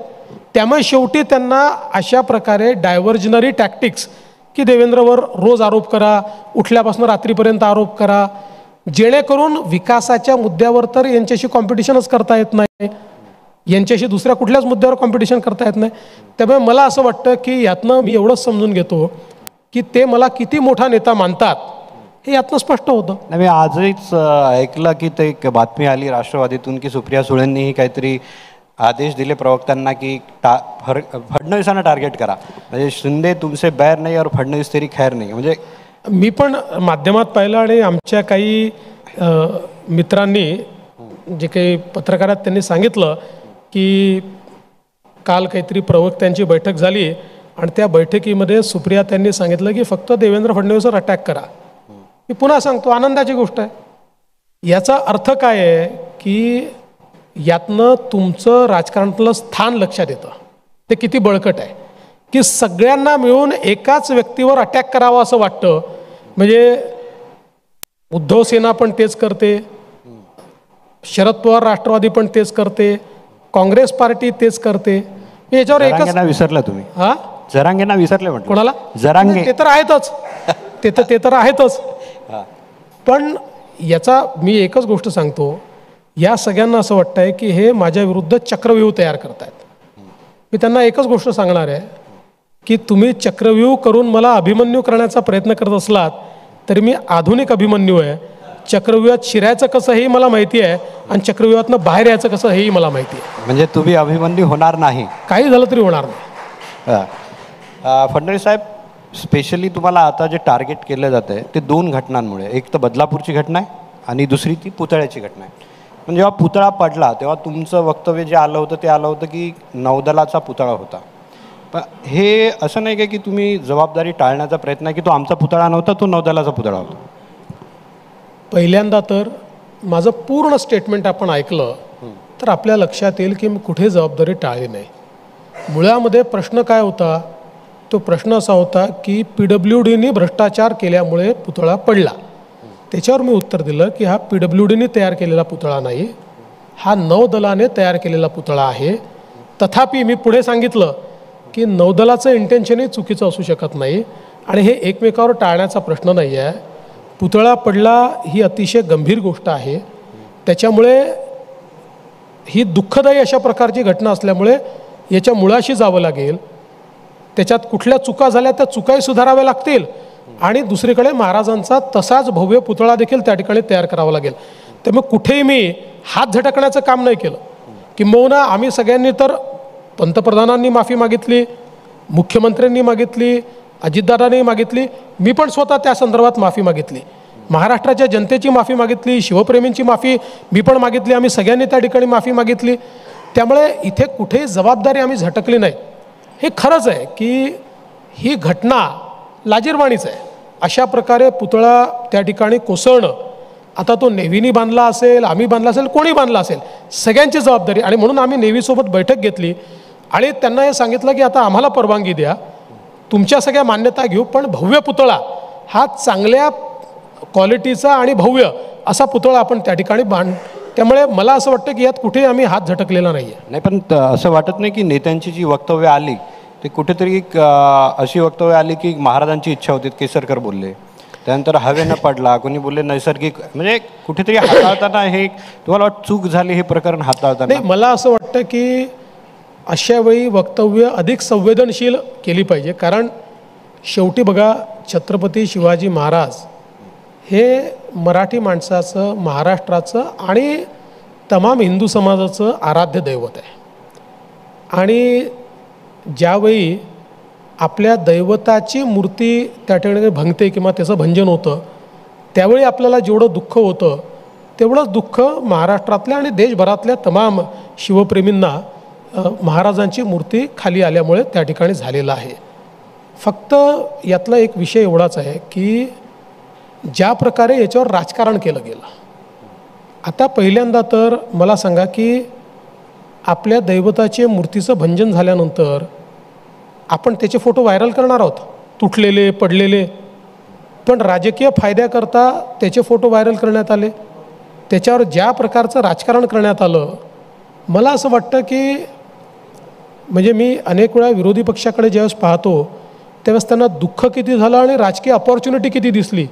या दोघांचा जर आपण मेळ घातला तर त्यांचं वागणं असं आहे की त्यांनी राजकीय अपॉर्च्युनिटी याच्यात शोधण्याचा प्रयत्न केला. काही गोष्टी अशा असतात की ज्यात राजकीय अपॉर्च्युनिटी शोधायची नसतात. टीका करा ना, आमच्यावर केलीच पाहिजे. शेवटी तो पुतळा जर आमच्या काळात तयार झालेला आहे तर आमच्यावर टीका झालीच पाहिजे. पण राजकीय अपॉर्च्युनिटी शोधणे आणि त्याच्यामध्ये राजकारण करणे चुकीचं आहे. म्हणजे तुम्ही बोलता की राजकोटमध्ये आदित्य ठाकरे गेले आणि मवियाचे लोक गेले, ती चूक झाली? मी त्याच्याबद्दल म्हणतच नाही आहे. ओव्हरऑल त्यांचं जे कंडक्ट या विषयात राहिलेलं आहे ते कंडक्ट जे आहे हे पूर्णपणे पॉलिटिकल आहे. नाही, पण तिथे तर राणेंनी ज्या प्रकारे वक्तव्य केली, त्यांचा विरोध केला, त्याचंही समर्थन आहे. मी त्या संदर्भात आधीच सांगितलेलं आहे की अशा वेळी सगळ्यांनी सेन्सिटिव्हली वागलं पाहिजे. त्यामुळे मी कुठेही त्याचं समर्थन केलेलं नाही, पब्लिकली देखील समर्थन केलेलं नाही. पण यासोबत मला असं वाटतं की ज्या प्रकारे त्यांनी जोडा मारो आंदोलन शोभत आहे. कोण मारतायत जोडे? इतके खेटर मारो तुमचंही आंदोलन झालं नाही. इतके मोठे नेते हे त्या ठिकाणी ज्या प्रकारे हातात चप्पल घेऊन आणि हे करतायत, आम्हाला काय फरक पडणार आहे? त्याने जनता त्यांना दाखवेल त्यांची जागा. पण शोभत नाही हो अशा प्रकारचं इतकं खालचं आंदोलन करणं. नाही, आम्ही त्यात बघितलं की उद्धव ठाकरे शिंदेंना जोडे मारत होते. आता कोणी कोणाला मारले याचं मी पण व्हिज्युअल बघतो. ठीक आहे, पण मला एक विचारायचं, तुम्ही बोलले की आराध्य दैवत आहेत शिवाजी महाराज आपलं आणि एकदम संवेदनशील स्टेटमेंट करायला पाहिजे. जेव्हा हा वाद संपत होता मग त्यावेळेस तुम्ही लुटीचा जो सुरतची लूट, मग ते तुम्ही विरोधकांच्या हातात कोलीत नाही दिलं का? असं आहे, मी काय बोललो हे पुन्हा एकदा सांगतो. महाराजांनी सुरत लुटली हे म्हणणं चुकीचं आहे. महाराजांनी सुरतवर 2दा स्वारी केली. लुटली हे आपण अलाउद्दीन खिलजी जे करतो त्याला लुटली म्हणतो, त्या ठिकाणी अब्दाली जे करतो त्याला आपण लुटली म्हणतो. तैमूरलंग जे करतो त्याला आपण लुटली म्हणतो. महाराजांनी तिथल्या सामान्य माणसाला हात तरी लावला. आणि फॉर्च्युनेटली शिव इतिहासकारांनी आता मीडियामध्ये येऊन हे सांगितलेलं आहे की महाराजांनी त्या ठिकाणी पहिल्यांदा पत्र दिलं होतं की तुमचा मुघलांचा खजाना त्या ठिकाणी सगळा आहे, तुम्ही 3 वर्ष युद्ध चालवलं, ते युद्ध चालवल्यामुळे स्वराज्याला एवढा खर्च आला, हा खर्च तुम्ही द्या, नाहीतर मी स्वतःहून हा खर्च वसूल करील. नोटीस पाठवली. नोटीस पाठवून ते त्या ठिकाणी खजिना वसूल केला आणि वसूल केल्यानंतर पावती दिली आहे महाराजांनी की हो एवढे आम्ही वसूल केलेले आहेत म्हणून. याला लूट म्हणतात. आपल्या बापाला लुटारू म्हणणारे कोण लोक आहेत? महाराजांना कसं लुटारू तुम्हाला म्हणता येईल? कधीही महाराजांनी सुरत लुटली नाही. स्वराज्याच्या खजान्याकरता केलेली ती स्वारी आहे. इतके वर्ष तुम्ही आम्हाला महाराजांनी लूट केली, हे तेच आहेत, तेच लोक आहेत हे ज्यांनी वर्षानुवर्ष सांगितलं 1857ची लढाई स्वातंत्र्याची लढाई नव्हती, हे शिपायांचं बंड होतं. कशाचं शिपायांचं बंड होतं? ती स्वातंत्र्याची लढाई होती आणि महाराजांची स्वराज्याकरता स्वारी होती. महाराजांना लुटारू म्हणणं चुकीचं आहे. पवार बोलतात की तुम्ही पवार असं बोलले की तुम्ही चुकीचा इतिहास सांगता. पवारांनी तुमच्यावर आरोप लावला ना आता एवढ्यात की तुम्ही चुकीचा इतिहास सांगता. पवार साहेबांना मान्य आहे का महाराजांना लुटारू म्हणणं? पवार साहेबांना महाराजांना लुटारू म्हणणं मान्य आहे का? माझा सवाल आहे. ठीक आहे. माझा राजा लुटारू नव्हता, मी मान्य करणार नाही. मला किती माझ्यावर टीका केली तरी मी ती टीका सहन कर, पण मी मान्य करणार नाही. माझा राजा, अरे रयतेच्या देठाला, भाजीच्या देठाला ज्यांनी त्या ठिकाणी हात लावू दिला नाही, ज्यांनी कल्याणच्या सुभेदाराची सून आणल्यानंतर आपला दुश्मन होता तो कल्याणचा सुभेदार, पण सांगितलं अशीच माझी आई असती तर मी पण तेवढा सुंदर झालो असतो, हे सांगून वापस पाठवणारा राजा, त्याला लुटारू म्हणता आणि त्याचं समर्थन करता? लाज वाटली पाहिजे याची. नाही पण मग तसं जर पकडलं तर मग आपण दसऱ्याला सोनं लुटतो ते चुकीचं होईल, त्यालाही लूट म्हणायला नको. नाही सोनं ती त्याच्यात आणि याचं कम्पॅरिझनच होऊ शकत नाही. त्याला त्याचं आणि याचं कम्पॅरिझन होऊ शकत नाही. तुम्ही काय म्हणताय? तुम्ही म्हणताय महाराजांनी सुरत लुटली म्हणजे लुटारू म्हणताय ना? काय म्हणताय वेगळं? महाराजांनी कधीच सुरत लुटली नाही. महाराजांनी स्वराज्याच्या खजानाकरता स्वारी केली, लेजिटिमेट होतं. आणि त्या काळच्या सगळ्या जे काही तेमाचे तत्व होते त्या तत्वाप्रमाणे ते लेजिटिमेट होतं. त्यांनी जर तिथल्या सामान्य माणसाची तैमूरलंग सारखी लूट केली असती तर लुटारू म्हणता आलं असतं. हे सगळे मोगल लुटारू होते, महाराज लुटारू नव्हते. ठीक आहे. पण आता पुतळा प्रकरण झालं, त्यात सगळ्यांनी माफी मागितली. या प्रकरणात तुम्ही सगळ्यांनी म्हणजे मोदींनी माफी मागितली, सगळ्यांनी माफी मागितली. 1 वर्ष अगोदर म्हणजे या सरकारला 2 वर्षात 2 वेळा माफी मागावी लागली. एक म्हणजे तुम्ही एक माफी मागितली होती ते सराटीत जो आंतरवाली सराटीत जो लाठीचार्ज झाला होता त्यावेळेस. मग 2 वर्षात जर सरकारला 2 वेळा माफी मागावी लागते, ही सरकारची नामुष्की नाही काय? मला असं वाटतं नामुष्की काय म्हणायची. असं आहे की एखादी चूक झाली तर माफी मागणं ही संवेदनशीलता आहे आणि जे संवेदनशील असतात तेच लोकशाहीमधलं सरकार आहे. नाही आम्ही चुकलं तरी माफी मागणार नाही, ही लोकशाही नाही आहे, ही तानाशाही आहे. त्याच्यामुळे माफी मागण्यात कमीपणा नाही आहे. हा एवढंच आहे की माफी मागितल्यानंतर अशा प्रकारची वेळ आपल्यावर पुन्हा येऊ नये असा प्रयत्न करणं हे लोकशाहीत अपेक्षित आहे. त्यामुळे माफी मागून आम्ही लहान झालो, माफी मागून सरकार कुठे चुकलं असा बिलकुल नाही. ज्या प्रकारे लोकांची मनं दुखावली गेली अशा परिस्थितीमध्ये सरकारने माफी मागणंच अपेक्षित होतं. यापुढे जर एखादा प्रसंग असा आला, येऊ नये, पण शेवटी अनेक अनपेक्षित प्रसंग येतात, असा प्रसंग आला तर माफी मागायला आम्ही मागे पुढे पाहणार नाही. ठीक आहे. आता जरांगेचा मुद्दा निघाला म्हणून मी विचारतो की मध्ये तुम्ही एकदा बोलले की मी राजकीय संन्यास घेईल मराठा आरक्षणाच्या याच्यात, जर मी आडवा येत असेल असं शिंदेंनी सांगितलं तर मी राजकीय संन्यास घेईल असं तुम्ही बोलले. तुम्हाला हे का बोलावं लागलं मग? बघा असं आहे की पहिल्यांदा तर ही जी मराठा आरक्षणाची लढाई सुरू झाली ही 1980 पासून सुरू झाली. साधारण 1982 साली स्वर्गीय अण्णासाहेब पाटलांनी मराठा आरक्षण दिलं नाही म्हणून स्वतःला गोळी मारून घेतली. 82 पासनं 2014पर्यंत एक मधला 4 वर्ष सोडले तर काँग्रेस राष्ट्रवादीचं सरकार राहिलं, त्यांनी कधी आरक्षण दिलं नाही. मी मुख्यमंत्री झालो, मी मुख्यमंत्री झाल्यानंतर मराठा समाजाला आरक्षण दिलं, ते हायकोर्टात मी टिकवलं. जोपर्यंत मी मुख्यमंत्री होतो सुप्रीम कोर्टात ते टिकलं. त्यानंतर उद्धवजींचं सरकार आलं, हिअरिंग झालं, सुप्रीम कोर्टात ते गेलं. त्यानंतर पुन्हा उद्धवजींच्या सरकारने आरक्षण दिलं नाही, शिंदेसाहेबांचं सरकार आलं, शिंदेसाहेबांच्या सरकारने त्या ठिकाणी आरक्षण दिलं. दुसरं, केवळ एवढंच करून मी थांबलो नाही. त्या काळामध्ये अण्णासाहेब पाटील आर्थिक विकास महामंडळाची पुनर्रचना मी केली. आज त्या महामंडळामुळे 1,00,000 मराठा उद्योजक तयार झाले आहेत. 1,00,000. सारथीसारखी संस्था मी तयार केली, ज्याच्यामुळे आज IAS, IPS आणि MPSCत इतकी मुलं सांगतात आम्ही सारथीमुळे त्या ठिकाणी होऊ शकलो. त्या काळामध्ये आपण 50% फी माफी दिली.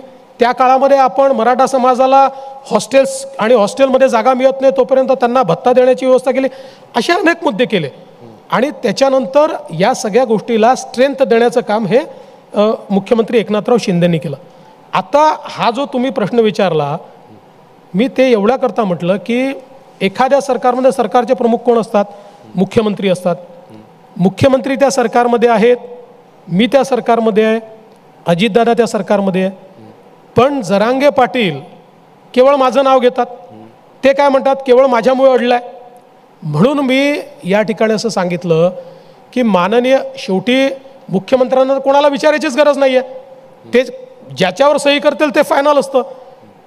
पण मी जरांगे पाटलांना सांगितलं की मग तुमच्या माध्यमातूनही सांगतो की माननीय मुख्यमंत्र्यांनी त्यांना मराठा समाजाकरता एखादा निर्णय घ्यायचा आहे आणि माझ्यामुळे घेता येत नाही आहे असं जर स्टेटमेंट दिलं तर मी केवळ माझ्या पदाचाच राजीनामा देणार नाही, मी राजकीय संन्यास देखील घेईल.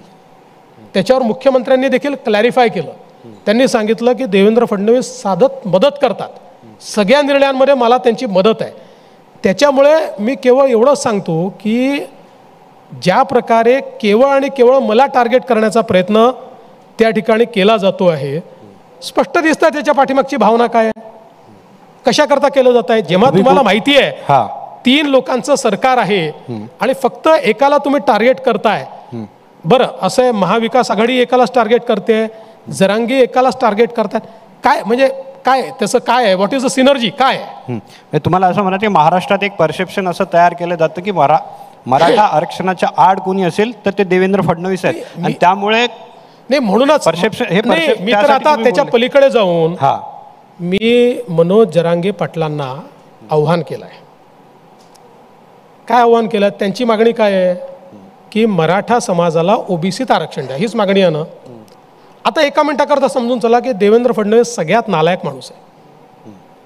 चला, जे लायक आहे, ज्यांना तुमची मदत लोकसभेच्या निवडणुकीत झाली आणि त्यामुळे लोकसभेत त्यांचे कॅन्डिडेट निवडून आले, त्यांनी तर तुम्हाला, ते लायक लोक आहेत ना, त्यांनी तर मदत केली पाहिजे.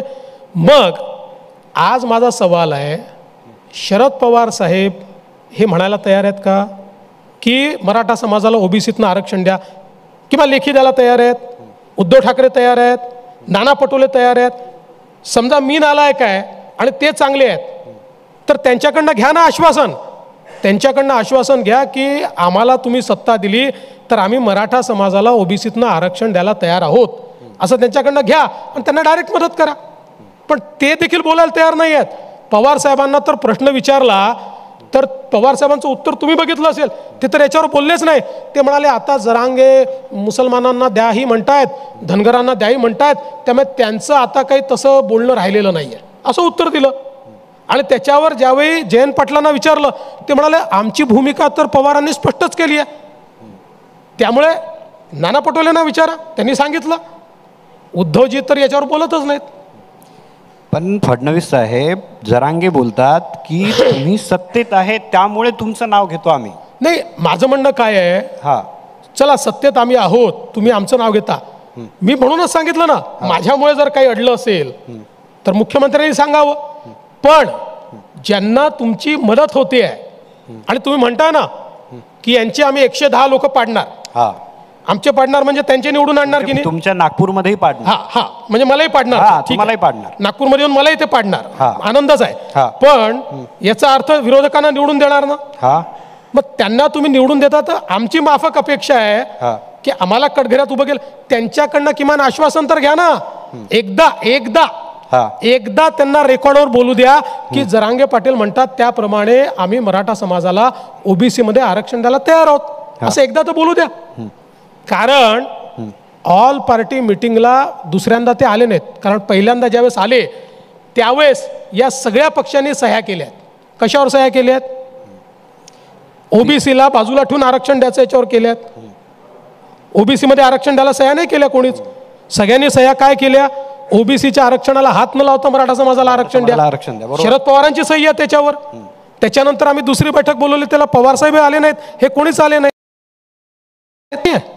त्याच्यामुळे मला असं वाटतं की या संदर्भात माझं म्हणणं एवढंच आहे की जरांगे पाटलांनी आम्हाला नालायक जरूर ठरवावं, पण ते ज्यांना लायक म्हणतायत त्यांनी तर भूमिका घ्यावी ना त्यांची. ते घेत नाहीत ना. मग तुमचं हे आव्हान आहे जरांगे पाटलांना की त्यांनी घेऊन यावेत. मग घ्यावी ना त्यांनी सांगावं त्या तिन्ही पक्षांना की घ्या भूमिका. ठीक आहे. जर आता याचा अर्थ तुम्ही जे बोलताय आणि जर सगळे सोयरे, त्यांची एक मागणी ती सगळे सोयऱ्याची होती ज्यामुळे ते सगळे ओबीसीत येतील. आता जर असं होतं की ते ओबीसीत तुम्ही आरक्षण देऊ शकत नाही, मग ठाण्यात मुख्यमंत्र्यांनी का शब्द दिला की तुम्हाला विचारलं होतं? सगळे सोयरेच्या संदर्भात मुख्यमंत्री अजून वर्किंग करतायत त्याच्यावर. बघा सगळे सोयरे हा जो विषय आहे ना, हा जर आपण न्यायालयाच्या चौकटीत बसून त्या ठिकाणी सोडवायचा विचार केला तर त्याच्यामध्ये आमची कोणाची या गोष्टीला नाही आहे की एखाद्या व्यक्तीच्या घरामध्ये कुणबी नोंद सापडली तर त्याला कुणबीचं सर्टिफिकेट किंवा त्याच्या ब्लड रिलेशनमध्ये असलेल्यांना कुणबीचं सर्टिफिकेट द्यायचं, याला आम्ही कधी नाही म्हटलेलं नाही. सगळ्या सोयऱ्यामध्ये तेच म्हटलेलं आहे. त्याच्यावर वर्किंग चाललेलं आहे. आत्ता भूमिका जी मांडली जाते ती अशी मांडली जाते सरसकट ओबीसीमध्ये द्या, ही भूमिका मांडली जाते. सगळ्या सोयऱ्यावर तर मुख्यमंत्री वर्किंग करतातच आहेत. आतापर्यंत आम्ही तुम्हाला एवढं विचारलं त्यावर तुम्ही खरं म्हणजे एकदम मनमोकळेपणानं आज उत्तर दिलं. म्हणजे असं वाटतं की खूप एक मॅच्युअर नॅशनल लीडर इथे बसलेला आहे. म्हणजे आम्ही तर ऐकलं की तुम्ही दिल्लीतही चालले बीजेपीचे अध्यक्ष बनून. अरे मला हे लोक म्हणतात नागपुरातच निवडून येऊ देणार नाही तर दिल्लीत काय जाऊ मी. म्हणजे तुम्ही असं आहे बघा, मला हा प्रश्न नेहमी विचारला जातो. माझ्या पक्षामध्ये आपला निर्णय आपण करत नाही, आपला निर्णय पार्टी करते. पार्टीने दिल्लीत जायला सांगितलं तर दिल्लीत जायचं, महाराष्ट्रात राहायला सांगितलं तर महाराष्ट्रात राहायचं, घरी जायला सांगितलं तर घरी जायचं. हा आपला स्पष्ट आहे. आत्ता एवढंच आहे की मला जी प्राप्त राजकीय परिस्थिती दिसते आहे आणि जेवढं मी माझ्या पक्षाला ओळखतो त्याच्या आधारावर मी सांगू शकतो की माझा पक्ष मला महाराष्ट्रात ठेवेल. मग बातम्या कशा येतात? बातम्या काय, बातम्या यायला काय लागत आहे? बातम्या काही येऊ शकतात. अधेमध्ये सारख्या बातम्या येतात, तुम्ही दिल्लीला जातात. मी तर कधी कधी गमतीने असं म्हणतो की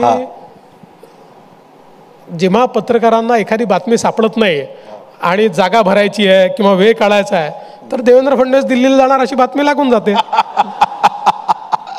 तुम्ही एवढं स्पष्ट केलं की तुम्ही महाराष्ट्रात राहणार आहात आणि आमचा पुढचा कॉन्क्लेव्ह होईल त्यावेळेस नक्की इथे या. 100% तुम्हाला आमंत्रण देतो आणि खूप खूप धन्यवाद तुम्ही इथे आलात त्याबद्दल. थँक्यू. या मुलाखतीमध्ये पत्रकार देवेंद्र फडणवीस यांना प्रश्न करतो की मनोज जरांगे तुम्हालाच का टार्गेट करतात. यावर उत्तर देत असताना देवेंद्र फडणवीस यांनी अगदी स्पष्टपणे सांगितलेलं आहे की या सरकारमध्ये 3 महत्वाचे मंत्री आहेत. त्यापैकी एक मुख्यमंत्री एकनाथ शिंदे साहेब, दुसरे उपमुख्यमंत्री अजितदादा पवार आणि तिसरे मुख्यमंत्री स्वतः देवेंद्र फडणवीस. जरांगे अजितदादा पवार आणि एकनाथ शिंदे यांच्यावर कधीच काही बोलत नाहीत. येऊन जाऊन मनोज जरांगे फक्त आणि फक्त देवेंद्र फडणवीस यांनाच टार्गेट करतात. दुसरीकडे सुप्रिया सुळे आपल्या कार्यकर्त्यांच्या मार्गदर्शन सोहळ्यामध्ये कार्यकर्त्यांना मार्गदर्शन असं करतात की शिंदे से बैर नहीं, देवेंद्र तेरी खैर नहीं. यातूनच सगळं स्पष्ट होतं मित्रांनो की देवेंद्र फडणवीस या नावाचा या लोकांना किती मोठा आजार जडलेला आहे. काहीही करून देवेंद्र फडणवीस यांना महाराष्ट्राच्या राजकारणातून बाजूला करायचं आणि आपलं सरकार सत्तेत आणायचं असा यांनी विडा उचललेला आहे. आणि म्हणूनच मनोज जरांगे येऊन जाऊन देवेंद्र फडणवीस यांच्यावरच टीका करतात. मनोज जरांगे यांचं म्हणणं असं आहे की देवेंद्र फडणवीस यांच्यामुळेच मराठा समाजाला आरक्षण मिळत नाहीये. त्यावर देवेंद्र फडणवीस स्पष्ट बोललेले आहेत की ज्या दिवशी एकनाथ शिंदे असं म्हणतील की हो देवेंद्र फडणवीस यांच्यामुळेच मराठा समाजाला ओबीसीतून आरक्षण द्यायला अडचण येत आहे, त्या दिवशी मी स्वतः देवेंद्र फडणवीस फक्त माझं पदच नाही तर राजकारणामधून सुद्धा संन्यास घेईन. इतकं स्पष्ट सांगितल्यानंतर सुद्धा जर कोणाच्या लक्षात येत नसेल तर त्या माणसाच्या बौद्धिक क्षमतेची कीव करणं इतकंच आपल्या हातात आहे. अनेक जण सध्या असाही नरेटिव्ह पसरवत आहेत की अजितदादा पवार लवकरच महायुती सोडणार आहेत आणि अजितदादा पवार कदाचित तिसऱ्या आघाडीमध्ये देखील सामील होणार आहेत. मात्र देवेंद्र फडणवीस यांनी स्पष्ट केलेलं आहे की असं काहीही घडणार नाही. याशिवाय अजितदादा पवार यांनी सुद्धा आतापर्यंत अशी कोणतीही राजकीय भूमिका घेतलेली नाहीये ज्यावरून अशी शंका व्यक्त केली जाईल. त्यामुळे विरोधकांचा हा जो खोटा नरेटिव्ह आहे की अजितदादा पवार महायुती सोडणार आहेत, हा धादांत खोटा आहे. यावर अजिबातच विश्वास ठेवता कामा नये. अशाच काही खोट्या नाट्या बातम्या पसरवून हे विरोधक आपल्या समाजातील काही जणांची माथी भडकवण्याचं काम करतात. त्यांच्यामध्ये नको नको ते विचार पेरतात आणि मग लोक कालांतराने याच गोष्टींना सत्य मानायला लागतात. मात्र सत्य काय आहे हे जनतेसमोर यायलाच पाहिजे. देवेंद्र फडणवीस यांच्या या मुलाखतीमधून महाराष्ट्राच्या एकंदर राजकारणाची परिस्थिती, सत्यता काय आहे ही आता तुमच्या समोर आली असेलच मित्रांनो. मात्र दसऱ्याला आपण सोनं का लुटतो, त्यामागे शास्त्रीय कारण काय आहे, वैज्ञानिक कारण काय आहे, धार्मिक कारण काय आहे हे जाणून न घेता त्यावर बोलणं किंवा त्याची टिंगलटवाळी करणं कितपत योग्य आहे हो? आपणच आपल्या धर्माची आणि शास्त्रांची टिंगलटवाळी करायला लागलो तर लोक तर टपूनच बसलेले आहेत ना हो. तर कृपा करून असं करू नका. आपट्याची पानं का महत्वाची आहेत, सोनं का लुटलं जातं आणि यामागचं धार्मिक आणि शास्त्रीय वैज्ञानिक दृष्टिकोनातून कारण काय आहे याचा एक सुंदर असा व्हिडिओ हिंदू प्रपंचच्या यूट्यूब चॅनलवर नुकताच सादर केलेला आहे. त्याची लिंक या व्हिडिओच्या डिस्क्रिप्शन बॉक्समध्ये दिलेली आहे. लिंकला क्लिक करा, व्हिडिओ जाणून घ्या. तुम्हाला सुद्धा या व्हिडिओतून खरंच खूप छान माहिती मिळेल जी तुम्ही तुमच्या पुढच्या पिढीला नक्कीच द्यायला पाहिजे मित्रांनो.